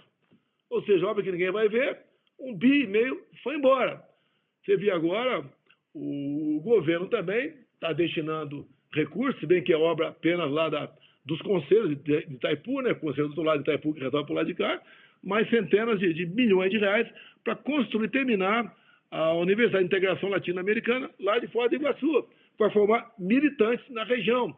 Ou seja, o dinheiro desviado, levado para outra parte, que não progressa. E mais, pode ver aí, a tarifa em dólar já voltou a aumentar de preço. Não precisava, voltou a aumentar de preço lá em Itaipu Binacional. Ou seja, o que a gente estava vendo é a volta do que está aí. E quando começa a ver esses, não digo desacertos, esses desvios, essa péssima administração, quem quer investir no Brasil não vai investir mais. Não vai investir mais, você acaba tendo problemas que repercutem na reta final aqui da cadeia produtiva. Você pode ver, eu costumo dizer que o Lula só acerta quando ele revoga alguma medida dele. Por exemplo, uma medida do ministro da Agricultura, carimbar a taxa de validade dos ovos. Apenas para os ovos, do carro do ovo e da feira livre. O supermercado não ia carimbar nada. Então, quem tem uma granja pequena aí de 5, 10, 15 mil galinhas, o que ele faz? Prevendo um custo extra, já aumenta o preço do ovo. Isso ajudou a aumentar o preço do ovo. O Lula perguntou quem é o idiota, né? Que fez aumentar o preço do ovo. Ô, Lula, tem espelho na tua casa? Você vai lá que você começa a ver. Ou então manda o seu ministro da Agricultura fazer a mesma coisa aí. Então, um governo que não tem como dar certo. E esses desacertos, né? Esses desarranjos, essas pessoas com a voracidade para fazer mal feitos, voltou com todo o gás. Nós temos 4 anos pela frente para arrumar a nossa vida. Olha como é que está o fundo de pensão do Banco do Brasil nesse momento. Horrível, horrível. Perdeu, se não me engano, em torno de 15 bilhões de reais. Por quê? A administração. Outro local para ganhar dinheiro é fundo de pensão. Como lá atrás, comprava-se papéis da Venezuela. Está na cara que essas empresas estão quebradas, né? Dita papéis podres, mas compra quem paga a conta é o próprio futuro beneficiário. Deixo claro, são 6 milhões de pessoas vinculadas a fundo de pensão, né? Aposentados, servidores atuais e pensionistas. Não tem que pensar nisso, que não tem como dar certo. Vocês não viram corrupção no nosso governo, desvio. Se houve, foi isolado lá, que a gente não conseguiu plotar. Tínhamos em cada ministério um pequeno grupo de servidores para exatamente, né, fazer esse papel de qualquer nota fiscal acima de tal valor, qualquer licitação acima de tal valor, o pessoal entrava rachando para exatamente coibir esses problemas. Então, isso que nós fizemos lá, vimos que ia ser desfeito, como foi, e a volta está aí. Olha, não é picanha apenas, o café está caro, ovos foram lá para cima, tá? Os produtos de necessidade explodem de preço, a inflação do mês passado foi 1,31%, quando a meta anual está na faixa de 3, 3,5%, quase metade disso, 1/3 disso, apenas no mês. Esperar o quê do Brasil? Com tristeza, né? Eu falei, vão sentir saudade da gente. Eu não estou torcendo para o quanto pior, melhor, para facilitar a possível volta da direita em 26. Eu quero que o governo se acerte agora, mas ele não se ajuda, em hipótese alguma. Nós, com o Lula, passamos de 7 para 8 trilhões a dívida, de 8 para 9 trilhões a dívida interna, e a tendência até o final do governo, batemos aí a casa de 10 trilhões de reais, com essa taxa Selic que está aí. A gente paga mais de 1 trilhão por ano de encargos e juros da dívida. Então, lamentavelmente, não tem como dar certo. E eu falei aquilo naquele momento, né? Vão sentir saudade da gente. E o governo só não está pior, que tinha uma gordura muito grande do nosso governo. Contas acertadas, o Tarcísio com um contrato bilionário para os futuros anos pela frente.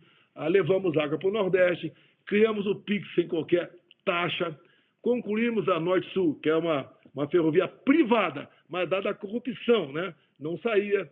Comigo, a exploração de petróleo há mais de 4 horas já teria saído. Ou trocaria o cara do IBAMA, ou trocaria o ministro do Meio Ambiente. É muito simples certas coisas. Ou seja, estava no caminho certo, atendemos o agro. O que é atender o agro? É não atrapalhar. Não é dar dinheiro, não, é não atrapalhar. Você viu que o MST não funcionou em nosso governo. Tá? A política de armamento nossa, para pessoas de bem, nós diminuímos no final do governo. O Temer já deu uma pequena diminuída. Nós diminuímos muito, quase 30%, o número de mortes por arma de fogo ao longo do nosso mandato. Ou seja, o governo tinha uma excelente política externa. O Lula agora está do lado de terroristas, ao lado do Hamas. O Lula mandou representante lá na Venezuela para ver a posse do Maduro, né? Depois de ameaçar o Lula calou a boca no tocante à fraude nas eleições lá, porque ele ameaçou contar o que aconteceu. Ele ameaçou. Eu não estou duvidando de nada. O Maduro ameaçou. O Lula ficou na dele. Ou seja, um presidente que age dessa maneira, repito aqui, diz que vai resolver a guerra da Ucrânia com a Rússia, tomando cervejinha com Putin e Zelensky, isso é piada lá fora, é uma vergonha para todos nós. Esse tipo de gente então, que está na frente do governo. Tem como dar certo? Não tem. Não tem. Presidente, agora rapidamente, última questão, deixa eu voltar aqui aos atos pró-anistia. Uma dúvida, por que resolveram fracionar os atos? Houve o último ato no domingo, agora, em Copacabana, no Rio de Janeiro. O próximo já está marcado para o dia 6 de abril aqui em São Paulo. Por que resolveram dividir? E qual a expectativa para esse próximo ato no dia 6 de abril aqui em São Paulo? Olha, eu não tenho poder e nem falei para ninguém fazer ato em lugar nenhum. Eu pedi, caso possível, concentrarmos em Copacabana. Até é bom, porque certas pessoas que vão no outro ato não perdem uma mensagem principal, como foi feita lá em Copacabana. Como vai ser feita dia 6 de abril agora na Paulista. E eu falei para o pessoal, né, para o povo, você tem liberdade, obviamente, né, para participar de qualquer ato, mas procure saber quem está organizando e qual é a pauta. E o que eu falo sempre? Não leve cartaz. Que um cara leva um cartaz AI-5, a imprensa vai querer potencializar em cima daquilo. O cara nem sabe que é AI-5, mas levanta a faixinha, ou alguém infiltrado, levanta uma faixinha e depois nós adicionar. Vai estar na capa dos jornais um maluco ou um cara de esquerda levantando o AI-5 para tumultuar o nosso movimento. É um negócio sério. Não é meu, é de todos nós. É isso que a gente quer. A união é por aí, não é alguns poucos por aí que querem aparecer, aproveitar para fazer campanha política. Não é hora disso. E, obviamente, na Paulista, eu sempre converso com as pessoas locais, né? O Malafaia, quem vai falar? Aquele cara exaltado não vai falar. Como eu tive andando pelo Brasil certa vez, não vou falar nem qual estado para evitar problema, chegou um deputado e falou, eu vou comandar o Fora Fulano de Tal. Eu falei, não vai comandar, porque você não vai falar. Se desse certo, eu falaria, resolveria. Ninguém vai resolver nada do grito. Nós estamos cada vez mais angariando pessoas para o nosso lado. A dona Michele não pôde participar desse do Rio de Janeiro, um problema de recuperação, de uma cirurgia que ela fez, vai participar nesse agora, no próximo dia 6 de abril. E o que eu comecei falando, ela que vai falar. Ela vai dirigir as mulheres de todo o Brasil, a esposa de deputados, esposa de ministros, em especial quem tem criança pequena, quem é avó, e falar o nome, o número de filhos, né, dessas pessoas, para sensibilizá-las. Todo mundo defende mulher no Brasil. Será que não vamos defender a liberação da... Quem investe com a Rico só vê vantagem. Quer uma ajudinha para fazer a escolha certa? Tem renda... cometido crime nenhum, que não tinha potencial nenhum de mudar o Estado Democrático de Direito. Nunca viram uma arma na frente. E estão sendo condenados por insurreição armada, por tentativa armada de mudar o Estado Democrático de Direito. Nunca viram um estilingue na frente delas. E condenado para quê? Essa maldade por parte de um ministro do Supremo Tribunal Federal. Isso é uma maldade, isso é uma crueldade que é feita com essas pessoas. E a anistia, lá atrás eu falei, não é para mim. E vamos buscar, então, buscar essa solução. Eu apelo, mais uma vez, até para deputados da esquerda. Tá? É uma questão humanitária. Vocês cresceriam ajudando a aprovar essa anistia. E daí sim estariam demonstrando que vocês querem a pacificação. Nós queremos a pacificação. Nós não queremos atrito, queremos pacificação. Até para o povo começar a viver dias melhores. Para dar mais paz até para se trabalhar aqui no Brasil. Não somos oposição pela oposição. Essa questão humanitária não tem preço. Como conversei com o Bruno Scheid há pouco, um colega meu de Rondônia, vamos agora ver se a gente consegue levar de novo, né? Levamos para Brasília uma senhora de Ji-Paraná que tem 6 filhos. E o marido está condenado a 14 anos de cadeia. Esse caminhoneiro fez um frete para Brasília. Chegou domingo de manhã, tomou um banho e foi para a Esplanada. Foi lá, foi pego. Não entrou em prédio nenhum, ou se entrou lá, não destruiu nada, não teve nada prova contra ele. Ficou alguns meses preso, pôs em liberdade e condenado a 14 anos de cadeia. Um pai que está vendo de longe, está vendo da Argentina, o filho mais velho de 10 anos, o mais novo de 10 meses, não está vendo crescer. Isso não é uma questão humanitária. É um cara que talvez nunca tenha tido uma arma na sua frente, nem sabe o que é golpe de Estado, nem sabe o que estava fazendo lá, foi de curioso. É justo isso? Condenações tem o devido processo legal, sem individualizar as penas. A gente não pode continuar agindo dessa maneira. Não podemos aceitar, porque não entender, todas as condenações é um projeto de poder. Tem alguém trabalhando junto com a esquerda. Para terminar aqui, né? Essa pessoa diz que não é de esquerda, mas quando a Gleisi Hoffmann toma posse no ministério, digo que no passado o PT sempre teve um monopólio da luta pela liberdade e democracia, sempre falava isso, elogia a pessoa no Brasil, né, que é a grande responsável pela censura e pelas prisões que estão acontecendo no Brasil. Bom, nós conversamos com o ex-presidente Jair Bolsonaro. Presidente, mais uma vez agradeço a gentileza de conversar conosco nesta terça-feira. Augusto Nunes precisou sair um pouquinho mais cedo, porque ele já tinha uma viagem marcada, conseguiu postergar para participar do começo dessa conversa aqui no programa. Presidente, deixou um abraço para o senhor, em nome de toda a equipe. Mais uma vez, agradeço e desejo uma ótima noite. Muito obrigado. Vocês estão convidados novamente a comparecer agora, 6 de abril, na Paulista. E aproveito a convidar todos de São Paulo que prestigiem esse movimento, que é pela nossa liberdade, por liberdade de expressão, por democracia e por uma questão humanitária. Não queremos, não podemos admitir órfãos de pais vivos no Brasil. Um abraço a todos.